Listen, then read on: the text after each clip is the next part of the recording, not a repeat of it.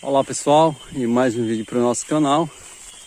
A gente vai fazer mais uma caminhada aqui na Chapada, mostrando aqui para vocês como é que tá a nossa mata, né? Tá tudo bem verde. Aqui tem um pezinho de guabiraba, ó. Só que os frutos ainda estão verdes, não estão maduros. E acompanhe comigo mais um vídeo para o nosso canal, a gente fazendo uma caminhada aqui, mostrando como é que tá a nossa mata. Na Chapada, estamos no estado do Maranhão.